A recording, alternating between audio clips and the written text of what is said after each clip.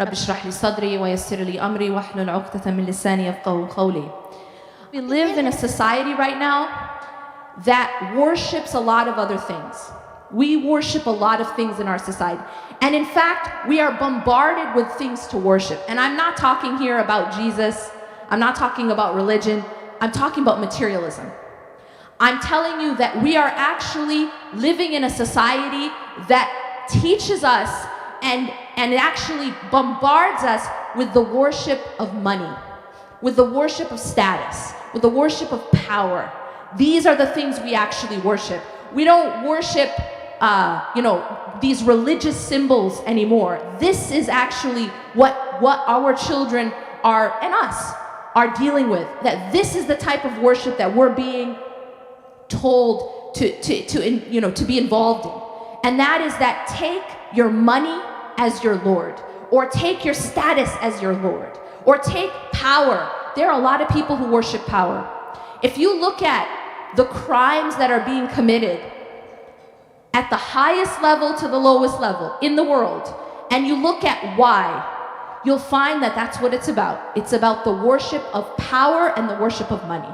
And so these are objects of worship. Now, how do we come back to our ultimate purpose? Our ultimate purpose is to realize that our being created was for this one purpose, and that is to know, love, worship God. Ultimately, we have to be able to teach our children a higher purpose, to give them perspective. What are they doing here?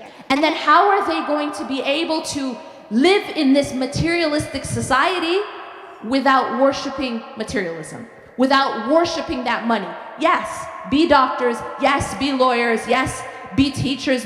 Have your endeavors in this life, but be careful not to worship it. Because the moment that you worship it, that's when you drown in it. You know, there's this really beautiful analogy. I write about it in my book, Reclaim Your Heart. There's a really beautiful analogy that one of the scholars gave about dunya. Now, what is dunya? And this brings me to one of the goals of Islamic education. And I think that one of the goals of Islamic education needs to be giving children the tools to master the dunya. To master the dunya. How many people have seen The Matrix? Like 2 people? Okay, anyway. Basically, mastering the dunya is realizing that this life, knowing it for what it is, and not allowing it to own you. This is very important. And so the analogy that he gives is that this life is like an ocean. Now, if you think about an ocean, what's the purpose of an ocean? Well, if you're traveling on the ocean, what are you going to use to travel on the ocean? A boat. Great. Okay. You guys are awake, right? You use a boat, right? So you use a boat to travel from point A to point B on an ocean. So he gives the analogy that this life, dunya, is like an ocean. Now the thing about an ocean is it's really beautiful from the shore, right? We can appreciate an ocean. It's really beautiful from the boat, right? Yes? But what happens when you allow the ocean to enter the boat? Anyone heard of the Titanic? It sinks. Brilliant. So what he explains is that the believer, or the human being in fact, in this life is like a person, is like a boat in the ocean. And the boat is like the heart. So the heart in this life is like that boat in the ocean.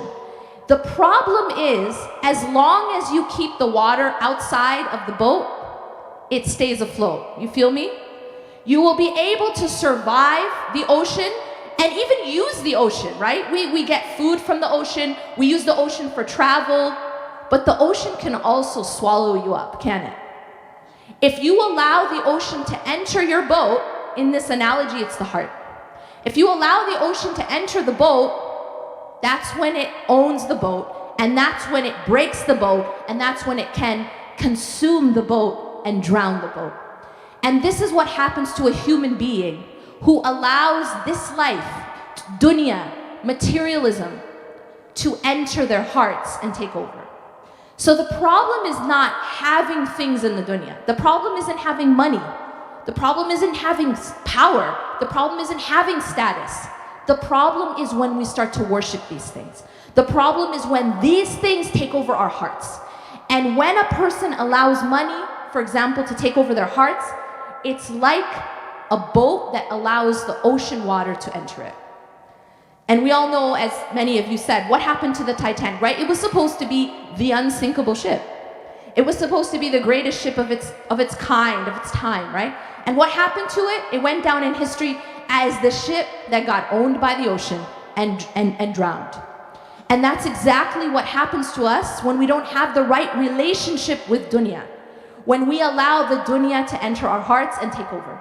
And when our love for dunya is so intense that we actually become slaves to the dunya. So there's a very famous saying of one of the companions.